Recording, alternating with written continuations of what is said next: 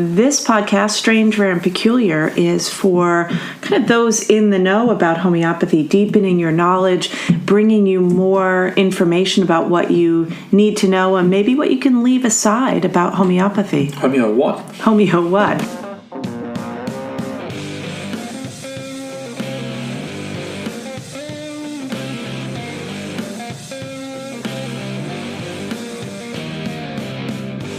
Well, good evening, good afternoon, and good morning. Why do you say that every single time? Because it makes me feel like a BBC announcer Oh, that's what it is? from 1972. I love those BBC voices. Hello. Hello, and welcome to the BBC. This is the BBC International Service, the news, read by... Who's the guy in Washington? Well, the NPR guy? There's the woman who does the BBC is somebody Iqbal. I can't remember her name, but it's something. They're two different. First slope for the day.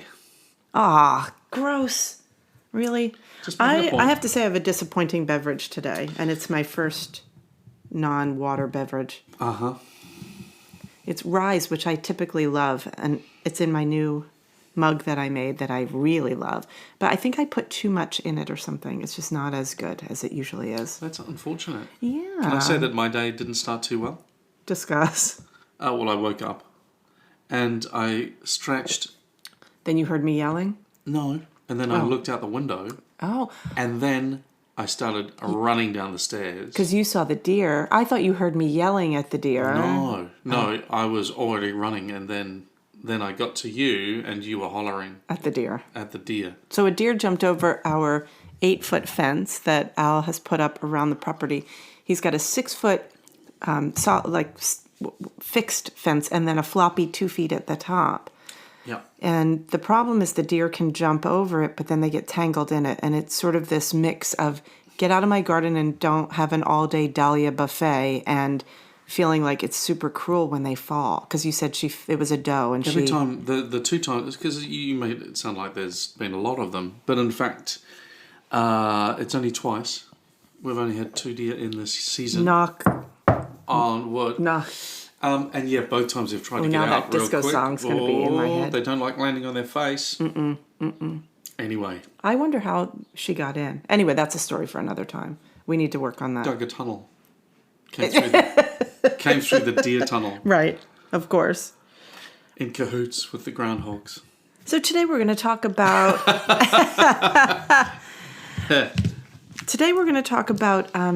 sort of getting back to basics.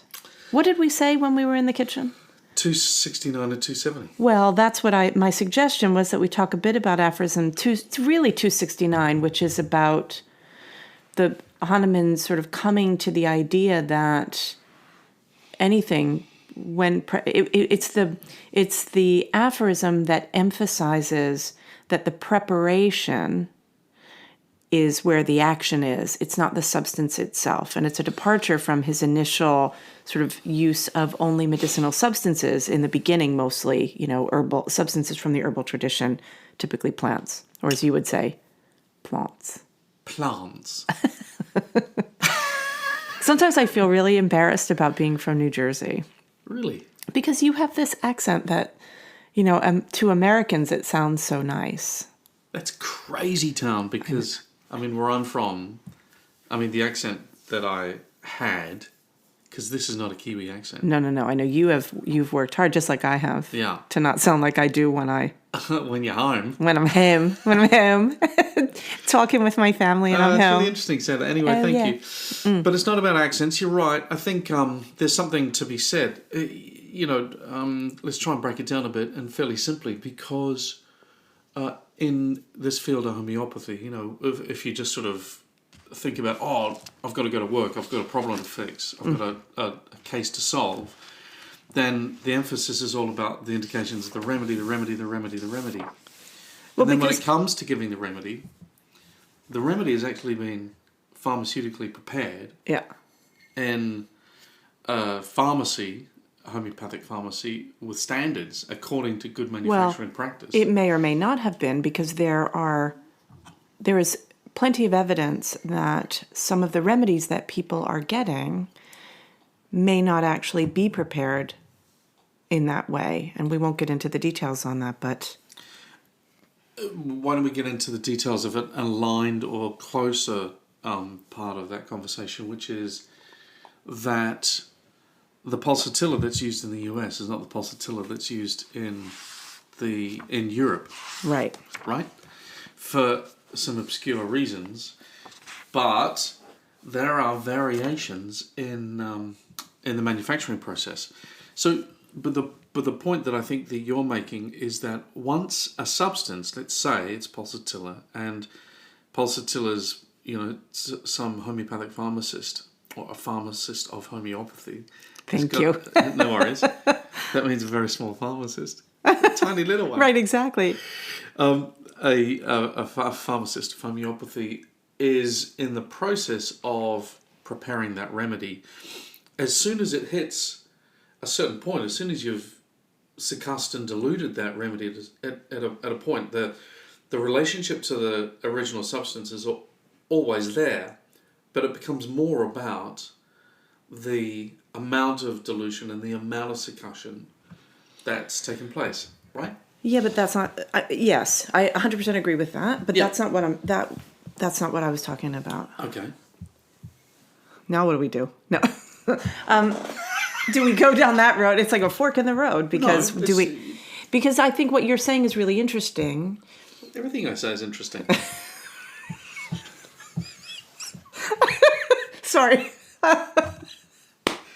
Y'all should be here. Accent. Yeah. Y'all should be here. Sometimes I do think there should be a camera, but then I'm really grateful that there isn't. But for a moment, you just looked at my hair to see if that was the reason I was thinking it. I did actually. Yeah, you did, didn't you? Yeah, because for me, yeah, you look. We should just have a camera, and the bouffant and the hairdo and the makeup and all of that stuff that would go into having a camera, I could do without. Which is good, because you with the bouffant and makeup would really be distracting. Anyway, can we get back to the point? This is really a slow start today. Okay, go. Boy. I am thinking about, so the bifurcation in topics could either go down to sort of pharmaceutical integrity, which I would prefer not to talk about today. Yeah, totally. Because I think what I'd like to talk about are more of the basics. That was a cul-de-sac, A cul-de-sac. Okay, fair enough. So we went there and we put in a flag that we'll talk about that some more. We looked at the Christmas lights. We drove slowly and then we came out. And then we came back. Good. All right. So what I'm thinking about is that I've been trying to think about how complicated it must be to enter into the world of homeopathy in 2023, which is very different than entering into the world of homeopathy in 1980 or 1990 or even in the year 2000. Mm-hmm. Right? So the availability of information is one reason, right? Anybody can put out a podcast, as evidenced by the quality of material we're putting out here. Mm-hmm. No, but seriously, that there is a lot of information available, okay. But there's also been a change in the development of these systems, contemporary attempts to, in some ways, go deeper into the understanding of homeopathy, which I always appreciate. But in many ways, what happens is it ultimately becomes an oversimplification of something that cannot be overly simplified. There's an attempt at two-dimensionality in a multifactorial process. Okay. Right? Yeah, keep going. And that change and there are so many different ways that can be done. There's so many, speaking of cul-de-sacs, right? You can enter into the world of homeopathy and step into any cul-de-sac and stay there for the rest of your life because there will be a tribe that is putting out material and sort of creating. Okay, I'll give an example, and I'm not sure if this example will hold without a lot of preamble. So, but okay, one of the things I'm thinking about is emphasis in contemporary times on the animal kingdom, for example, right? Understanding remedies from the animal kingdom. That introduces a whole lot of complexity because there are a lot of questions you have to ask when you're working with a higher order species. Now, we can go back to Hahnemann's time and say, well, there is inclusion of animal materials, going back to Hahnemann and sepia, herring and lachesis, right? So does that mean that every animal in every species solves, in some way by analog, a problem in the human species, right? Now, one of the things that we have to do is we have to ask, there are a number of questions that we have to ask, one of them being a challenging one that I don't think we should go into today, which is sort of a long-term, almost epigenetic question about, or it's more of an evolutionary question about what happens within a species over time, right? So we'll hold that aside because I think because I just had a conversation with Todd Hoover, who we mentioned on the last podcast. I had a conversation with him about it the other day, about sort of what happens in the arc of time in the change in a species. How much of a change does that make to a remedy? Does the species change? So the example that I was using is around lac caninum, so milk of a dog, right? Which goes back to Samuel Swan, so a contemporary of Herring and Lippy, actually sort of subsequent. He was a student in their later years. And then also Lycinum, so rabies, nosode, right? So in other words, a remedy made from the rabid dog saliva, which Herring introduced the idea around in 1830, so long before it became a part of the medical conversation. Anyway, but if we just look at it from the standpoint of what's happened evolutionarily,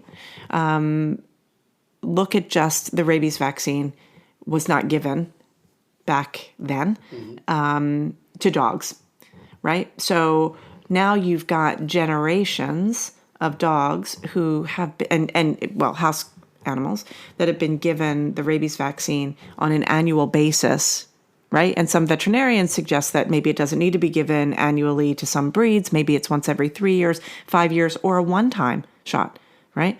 But I'm putting that out there just as an idea, right? Once you start to make these kinds of changes, right? How much does that sort of morph over, from Herring's introduction, that's almost 200 years ago. And you're saying from the perspective of extracting that which is then turned into the remedy. Exactly. How much continuity is there in the substance? Does it matter enough? Right. Sure. Yeah, Anyway, that's one thing. Another thing though is always asking the why question about why in the early days were certain remedies being pulled into the Materia Medica. Because for me, asking the question about why Hahnemann did anything is a clue to what homeopathy actually is, so that we make sure that we stay, kind of true to its purpose, right? It's interesting because in answer to that question, I would have thought that it's, what's close by, what's at hand, what's local. Oh, I don't think so at all. No, and I'm not saying that's the right answer. I was saying that would be the place that I go, because he could. After the Cinchona experiment, right, he could have gone, okay, well, let's do another proving of something, and looked out the window and grabbed some ledum. Well, that I think cyclamen. So that's what I think happened in the early days. Local Northern European herbs. Well, and he would have done it based on what he would have seen in the Materia Medica, right? Because the way that he came to the Cinchona aha moment was recognition of the toxicological, the toxicological symptomology matching, the symptomology for which it would be used. In other words, Cinchona for malaria, right? So my research suggests that, he just kept going through Materia Medica, trying to see if he could replicate the principle of similars. So I think in those days, it would have been Northern European plants, right? Accessible, but also based on what he saw in the Materia Medica. But that changed over time. So you're trying to keep this simple. Yeah. So for context, where we've landed right now in this wandering... I think I left simplicity behind. Well, no, it's important, is that what you said is that in the development of homeopathy, the plants came first, Totally. with two exceptions. In the early days, for the first, let's say, 40 years, before the second animal remedy, Well, there's 40 years gone by. right, but as early as 1816, right? So Hahnemann was, with his exploration into chronic diseases, was already rethinking Right. Okay. the whole premise. So mineral remedies came into play.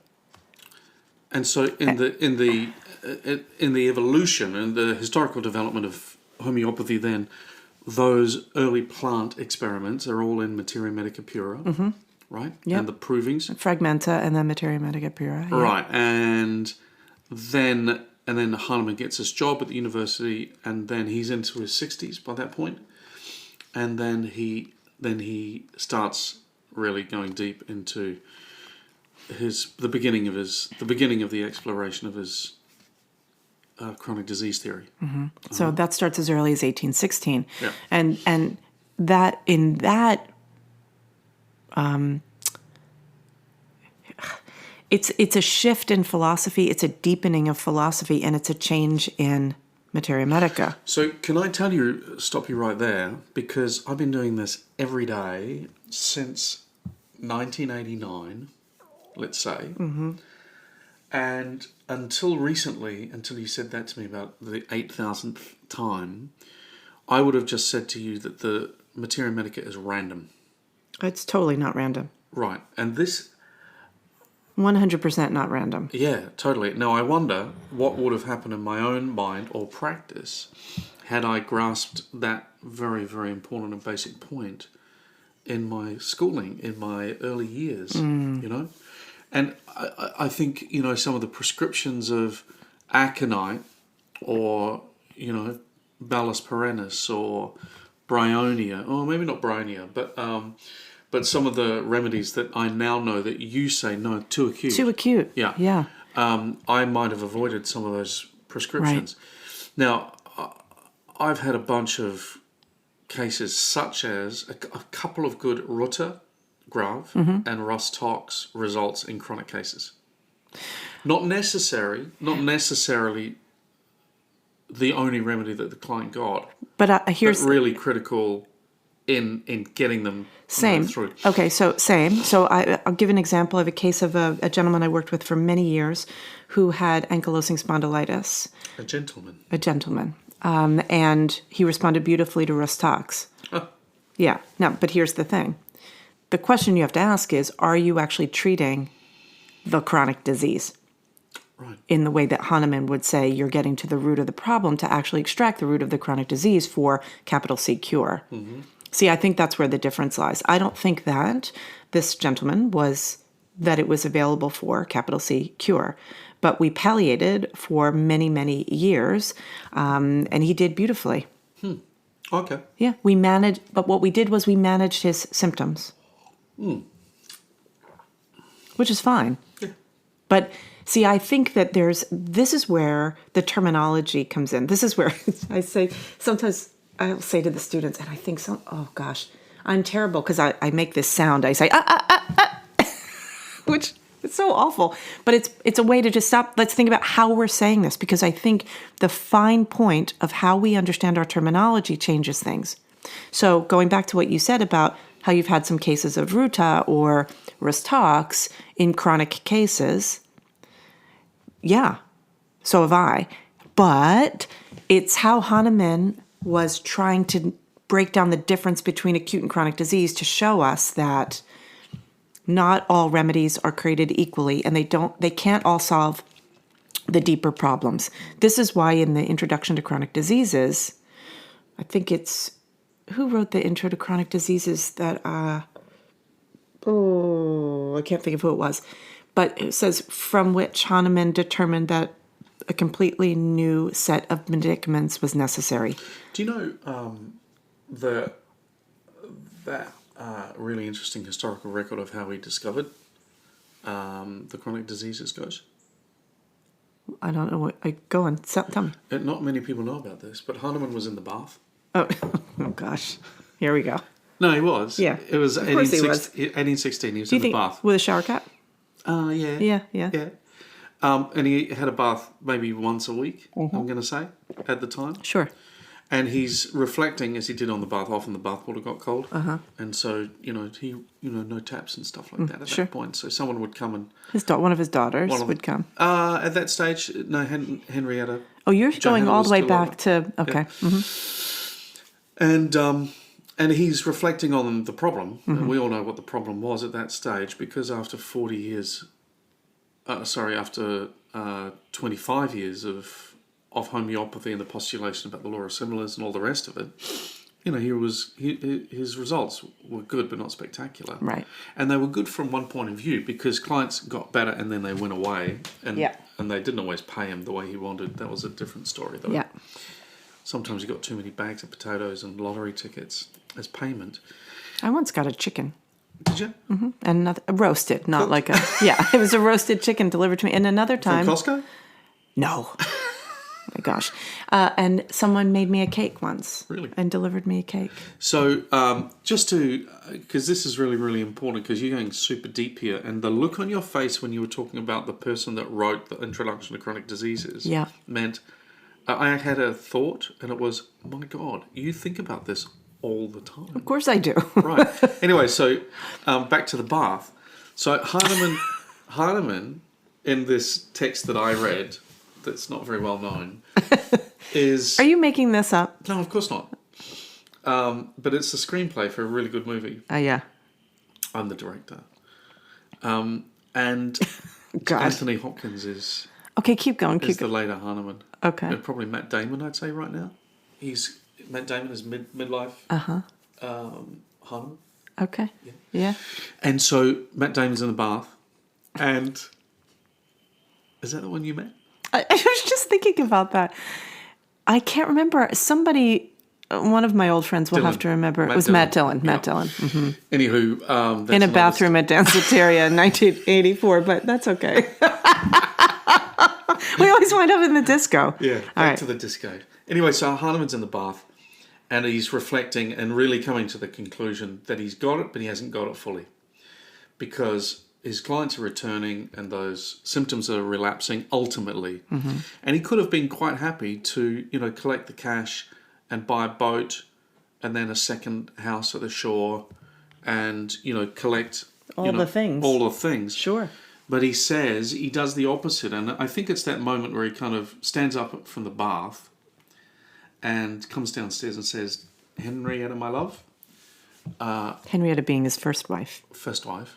Also known as Johanna. Johanna. And he says, I've got some more work to do. Yeah. And then, over the next... He was very clean for the next decade because he spent a lot of time in the bath. Yeah. And then ultimately has that eureka moment, like Archimedes, where he leaps out of the bath and says, by George, he wouldn't have said that, but by George, I've got it. What do you think about my screenplay? I love it. I love it. I'm thinking about how in Harry Potter 4, when Harry is in the prefect's bathroom, and Moaning Myrtle comes in and he goes under with the egg and he hears the siren song of the whatever.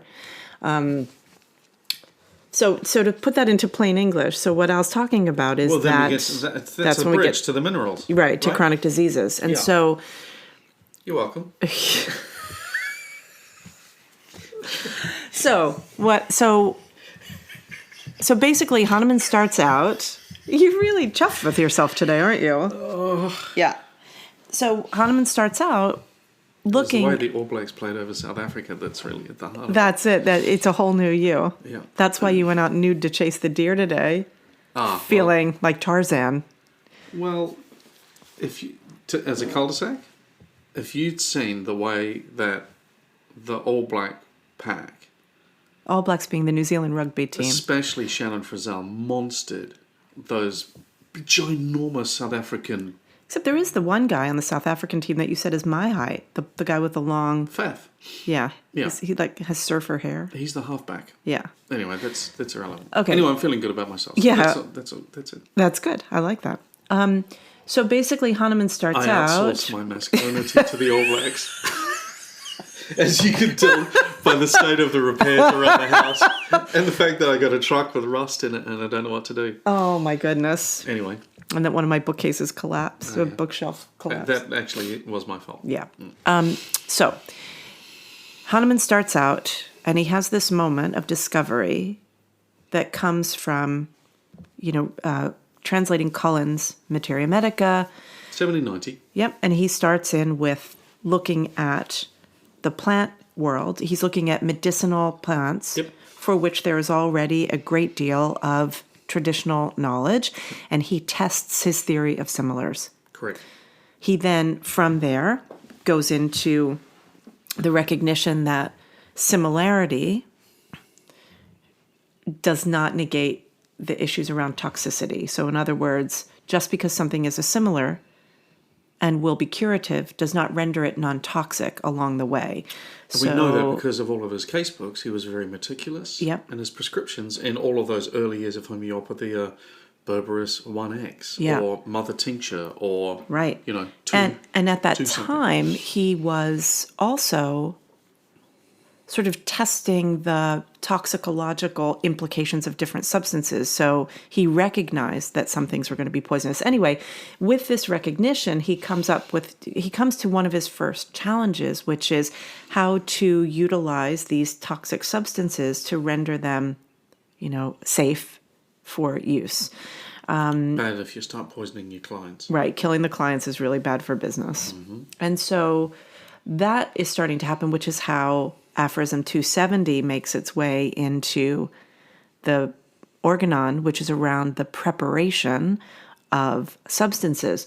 Now, if we fast forward, once he gets into potentization, and when he later calls it dynamization, which is the point at which he discusses a much more complex idea, which is this idea of releasing spirit from matter. By the time we get to that idea, so many changes have taken place, including his understanding within chronic diseases. Yeah. So he kind of comes to his first juncture. I've got an acute chronic issue. He's got another juncture, which is how do I render my medicines non-toxic? That's when the minimum dose idea comes in. And then he gets to the very specifics of his preparation, which evolved over time. His knowledge evolved over time. And so once you get to the, sort of the end game in Paris, homeopathy is a much more sort of nuanced and robust medical modality than it was with the publication of the first organon in 1810. So just on that, if you're saying that homeopathy evolved and was much more nuanced, and the cause of that was? Hahnemann's discoveries over time. I mean... You don't think it was just straight up policy decisions? No, absolutely not. Oh, really? Absolutely not. No, because, and this is where the alchemy part comes in, right? This is where the understanding of why Hahnemann did what he did, or where did he obtain the information to influence him to make the change. So, for example, in the 5th edition of the Organon, right?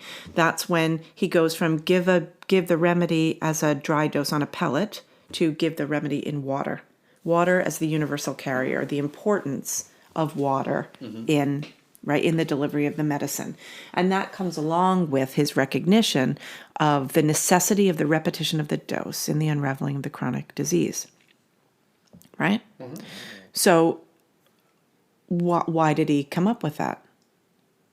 Well, I mean, because he encountered, it sure appears to me that that's when he encountered information from a particular alchemist, right? So that would be the von Helmont years. And that ain't Paracelsus. That ain't Paracelsus. Nope. And so why this is important is because I think that homeopathy is actually a bit different than we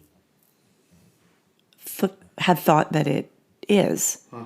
That doesn't mean that we practice it necessarily differently, but it means that as we take it forward, right, and develop systems that are extraneous to the core philosophy, they need to be connected to the core philosophy, or we are going far away from what Hahnemann actually figured out, which I'm beyond convinced is, the elixir of life, the universal medicine that has the capacity to put life back into an organism. I mean, that's what he explains to us in chronic diseases.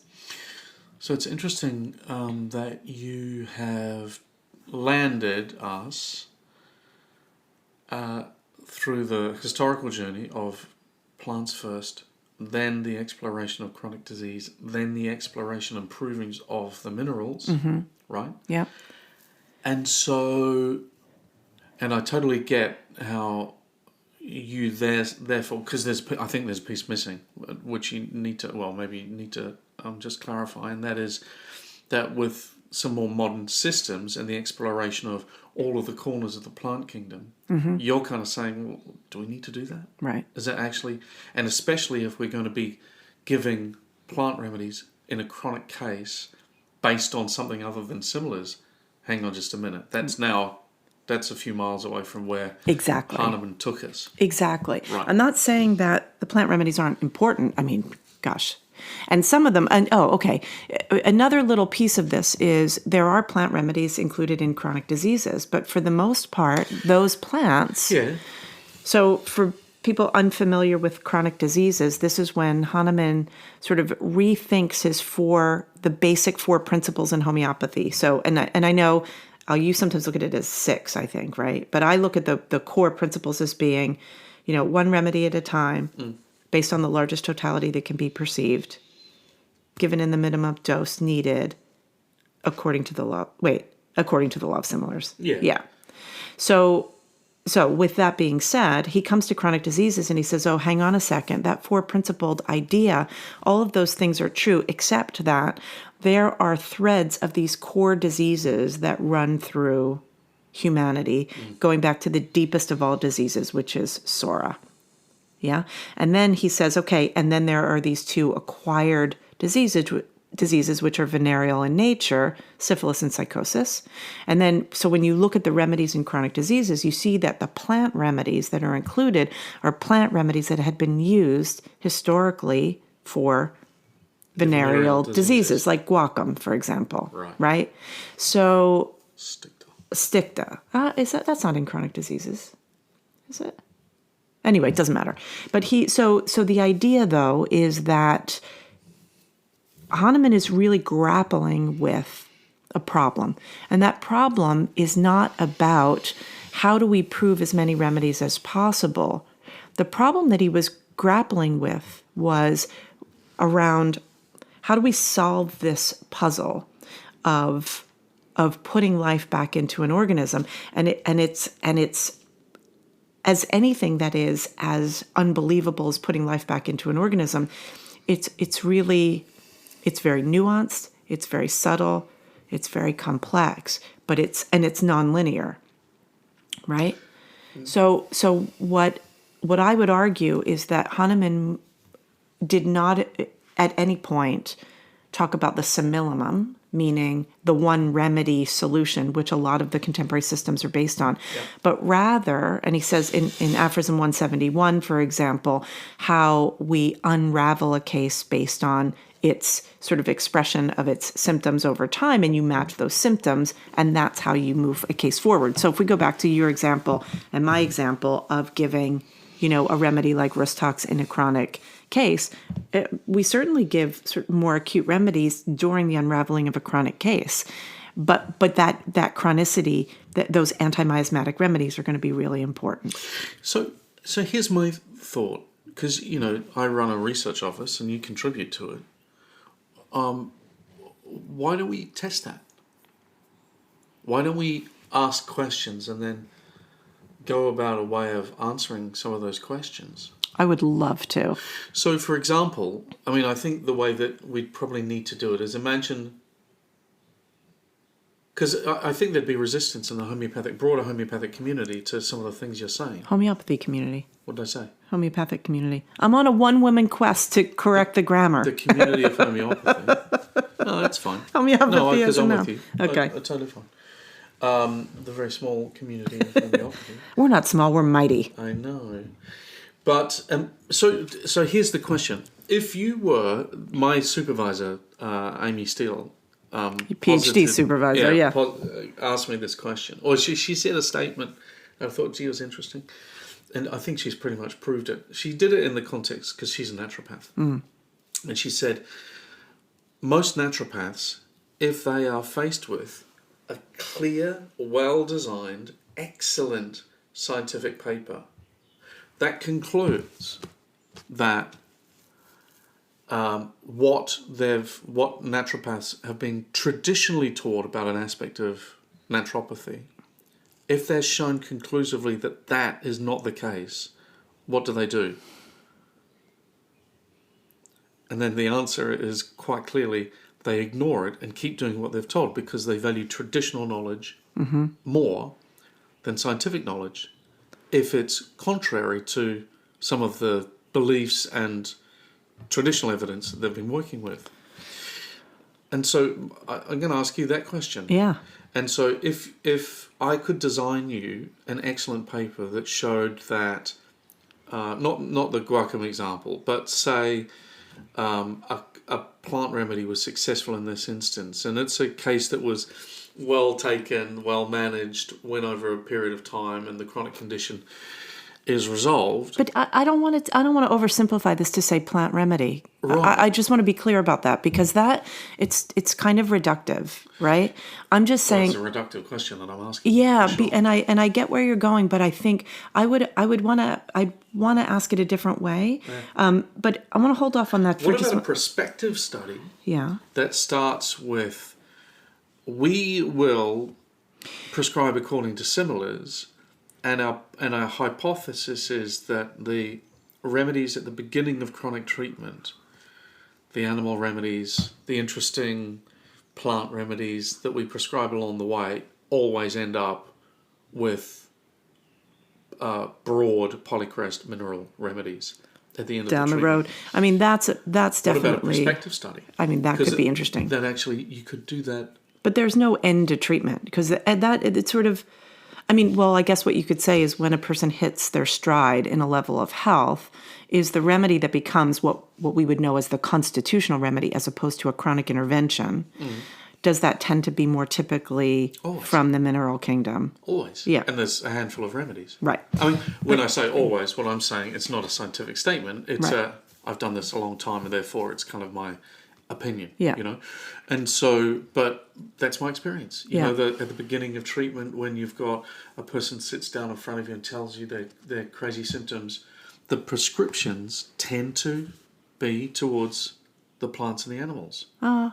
For me, and as things, and don't look at me like that. I just. But as I work with clients, the landing place is almost always those polycrest minerals. Again, I think reductive, but. Well, no, that's an observation. Yeah, but I wouldn't. It's an empirical observation. I'll have you know. So one of the reasons that where we started here was really trying to help beginners. Which, sorry, next one for sure. But there's this way in which if you land in this pool of homeopathy, and there are 10 million different ways to learn homeopathy. I mean, you and I interview any potential incoming student for AHE, right? Mm-hmm. So by the time somebody is going to enroll in the Academy of Homeopathy Education, they'll meet with Amy. They've done their research. They'll meet with Amy Baglivio, who's, this amazing practitioner who also is, the first person that people meet with here. And then they come to meet with us. And oftentimes they will say, do you teach all the kinds of homeopathy? Mm-hmm. Or they use the word classical in a dirty sense. Are you just a classical school? Mm-hmm. Or they'll say, do you teach, it used to be people used to say, do you teach Sankaran? Now there are like all kinds of, do you teach this, that, or the other? And half the time I don't even fully understand what they're getting at. But that is, it's got to be confusing. Right. I spoke to someone who is someone who knows my sister. I talked to this person last night who's thinking about getting a homeopath to help her, and she said, I've been listening to podcasts, and here's how I think I'd like my care managed. Oh my God. Yeah. She's super smart, like really interesting. But, she says, I think I want a combination of conventional medicine, and then I want to use the homeopathy to do this, that, and the other. And I was like, wow, like so specific. But it's confusing, right? And it's confusing in that, and this goes back to your sort of research question that Amy Steele might have posed around naturopathy and traditional evidence, where I think that the evolution of homeopathy, it's like, well, it depends how someone has been taught. So the question to me is like, there's evidence of what Hahnemann did over time. It's just that I think we haven't asked the questions clearly enough of the information, and because it's complicated and it's both historical and applied. Yeah. And I think it takes some time to actually unpack that and get there. And then there's the way in which we're taught, which is, how do you do homeopathy? And I think that the teaching of homeopathy has really focused on the Materia Medica. It's so much about the remedies and not the philosophy, and not just the philosophy, but the application over time. I hope I said that okay. I feel like maybe, did I go in a circle? Don't think so. Okay. So the question would be, if somebody is resistant to change, is it because of the love for the teacher that showed them the way? Oh, most of the time. Right. Or love or stuckness. Yeah. And Fixity. And I think we can get success, even, decent success, using homeopathic remedies peripheral to their intended use. Mm-hmm. Right? So then it becomes, well, then why should I? Why should I rethink this? Or why should I adhere to sort of the ways that Hahnemann put it to paper? And I would argue because what he did was so much more amazing than we have been able to understand. I think Hahnemann's accomplishment goes so far beyond what we think, and we often approach it by saying, okay, well, it's old. Like, diseases are different now. People are different now. We know more now. Right? What do you think about that? I like it. I mean, I love it, actually. And why I love it, and I'm sort of staring out the window and looking at the wind blowing in the trees, is because our funny little corner of healthcare has not gone in a straight line. No, not at all. And it's done, and that's difficult for students to grasp. Oh my gosh! Because they look at what's happening today and it doesn't make sense, and I think that's it. So Hahnemann's legacy has, to an extent, been perhaps diminished somewhat, or perhaps historically he's been. He was an interesting beginning. Yeah. Because what happened after, with the adventures with James Tyler Kent and all, and the emphasis on esoteric took homeopathy in a very, very different direction. And so what you're saying is that historical loop that has gone on has neglected actually the true emphasis or the true genius of Hahnemann's work. 100%. Yep. Yeah, and I think. I wonder how can we draw that? I think that would be interesting. Yeah. To put it on in a oh my gosh. spreadsheet or something. Well, you know what? Actually, on my whiteboard, that's what I've been trying. Yeah, right. That's what I've been trying to work on, and I think actually, it's tough.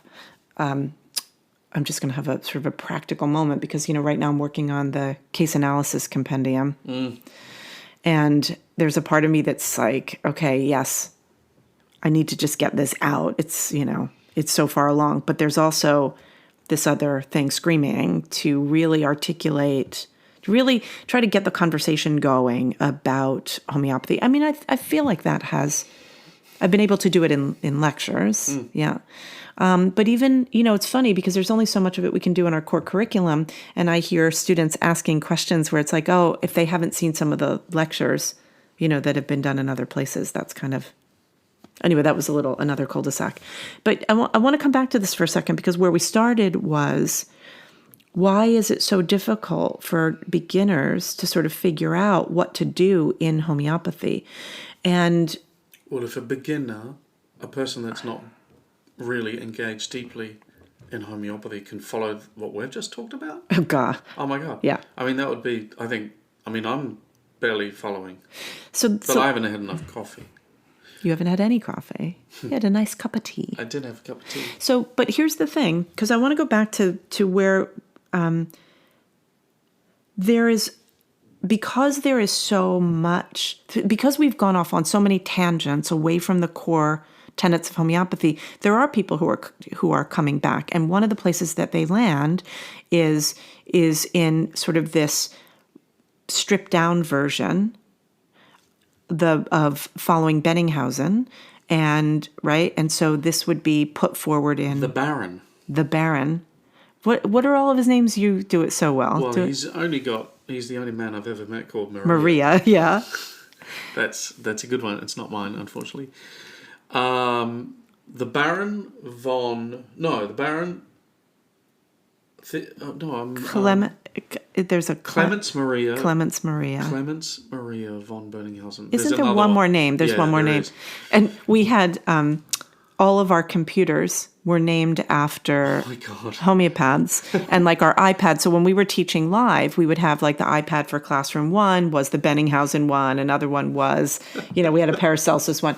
And one of my kids wound up with the Benninghausen iPad after it was no longer useful in service. And it had this really long name. And he was like, can we get rid of this? Because it would say it out loud. Yeah. Anyway, but people are really trying to come back to the basics. And, one of the challenges there is, I think it's well intended, the following of Benninghausen, and I think all the questions that are being asked about sort of, there's this attempt to solve some problems. Isn't it interesting? Because that's the landing place, not for everybody, no, but for so many people that have explored or got in the river of homeopathy and gone downstream a little, and then kind of desperately paddled to the side and gone back to basics. That conversation we had with Tim Shannon, for example, as an example, and why? Because it's effective, and 2, because it's replicable, and demonstrably so. Yeah. And yet. I suppose it's not an and yet. It is because of that, personally, I feel that it's such a logical place to start. Because if you can pack down those foundations and repeat, well, that's how you learn how to make bread. That's how you learn to do eggplant confit. Mm-hmm. That's how you learn how to do your smoothie. And it becomes second nature. Right. And then like Sankaran, then on a bed of that, which is his story, then you can start getting excited about perhaps advanced concepts and advanced work. And so the problem is that it only includes the basic 125 or 126 remedies. And how many times do we have cases for which, so for example, and I talked about this recently, just, a new-ish remedy like gallium, which is not in that, in that offering.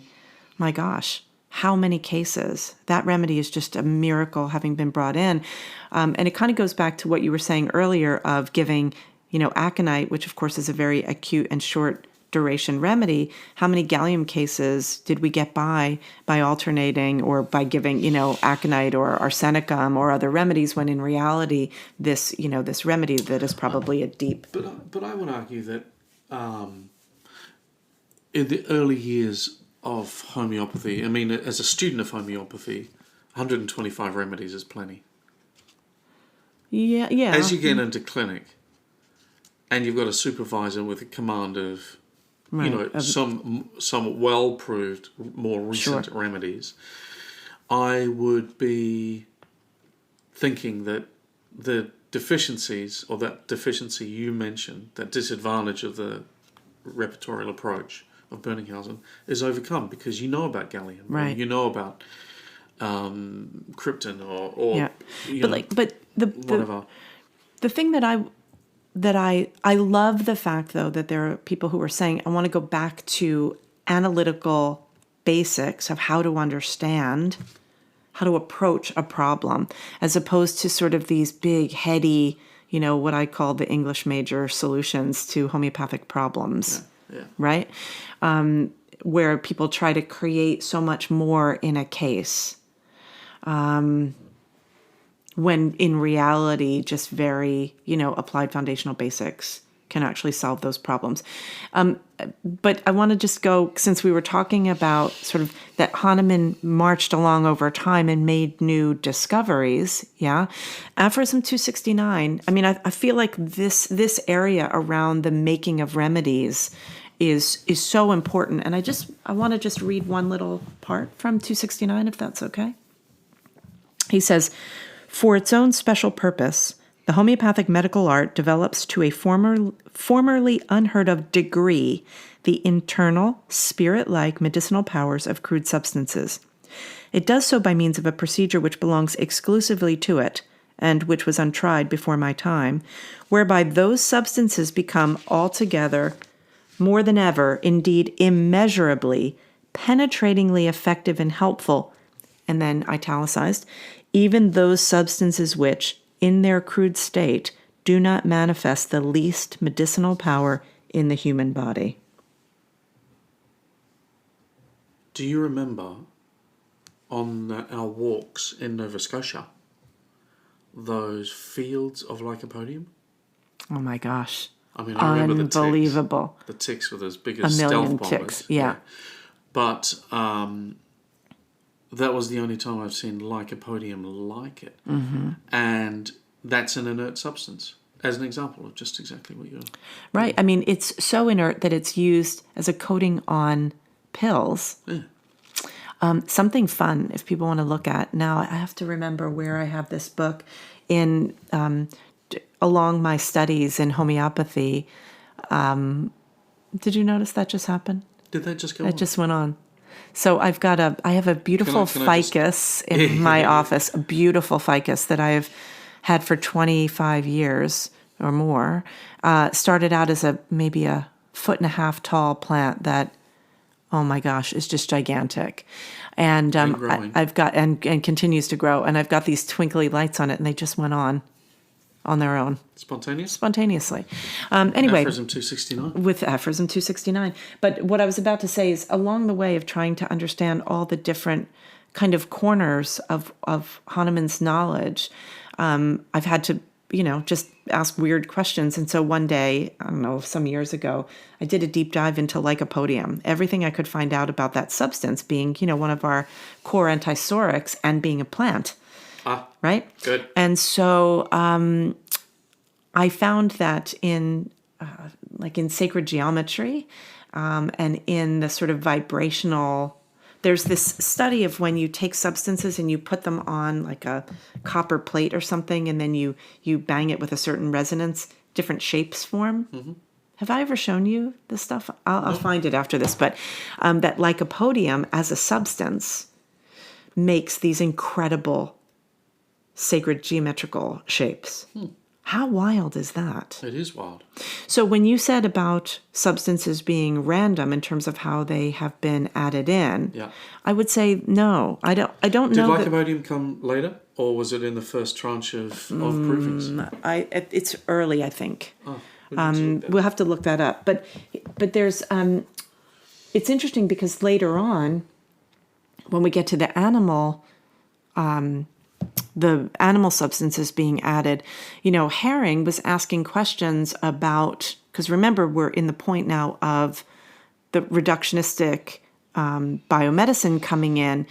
The questions were being asked about what makes up certain substances. And so, there was a postulation about animal blood and the constituents of different bloods and what they contain, and also the poisons and the venoms, what they contained. And so, Herring goes on about the Lachesis poison, and I think he was asking whether there was zinc in it or copper or something. Well, look, when he and Lippi did a partial proving of, was this in Homerus? the lobster or was in Limulus, it's Limulus. the crayfish. And he says, these crustaceans, their blood is very blue. And so he postulated that that would mean that there was copper in it. And then he went from there to say, would it then be a good digestive remedy? Because cuprum as a remedy that was used in cholera. And so they did a proving, and sure enough, they had success in using that remedy in digestive issues. And I've actually prescribed it a couple of times in Crohn's and IBS, where cuprum kind of didn't cover it, and and had some good movement in a case or two. Yeah. So it's more, I think it's more intentional, right? But the thing is, and I think it's probably time to wrap up, is it not? It is. Well, mainly because I've got about 8% battery left. Okay, good. So then we should. So I think we've come around to a couple of things. One is, that homeopathy was not. It wasn't just random. Hahnemann didn't just, excuse my crassness here, but crap out a system of medicine. It evolved over time, and it was not just evolving to become bigger, but it was actually refining to become more sort of tighter. And I think Aphorism 269 really speaks to where Hahnemann was going in his understanding of the medicinal possibility of substances. And from there goes on to the very specific and important ways of preparation that render a substance medicinal. And, that then we need to ask these questions about pharmaceutical preparations, right? And so this is where the integrity and where you get your remedies becomes really important, because, Hahnemann made changes over time, like, for example, trituration of soluble materials, is really important. In other words, in the beginning, he's like, if something is soluble, then just dissolve it in water, no problem. Chop it up. Chop it up and put it in, and steep it. And then he says, actually, even soluble materials will benefit from the trituration process. 3 hours of grinding and scraping. 7 times. Right? Grind and scrape. Or 7 minutes each operation. 7 and 3 or 6. 7 and 3. It's really interesting. Yeah. That's another day. But he says 6 and 4 or 7 and 3. Yeah. Sacred geometry and the numerics of it. Well, to me, it's like, for someone so exact, it doesn't seem to be that exact. So what I would say is, well, then you need to trace the sources, and when did he say each?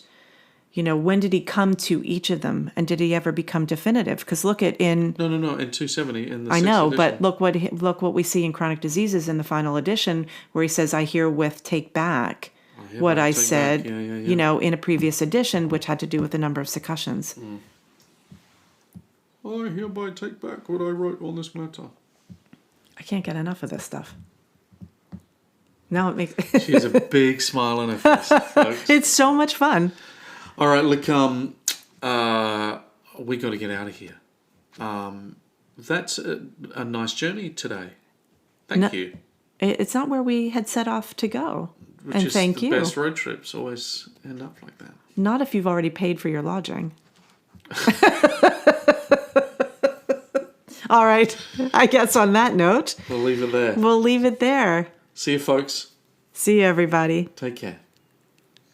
AHE is changing the face of homeopathy education by raising the bar through rigorous academics and unparalleled clinical training delivered live through the soulful use of cutting-edge technology. AHE prepares its students to become fully rounded homeopathic practitioners from anywhere in the world. Apply today at ahe.online.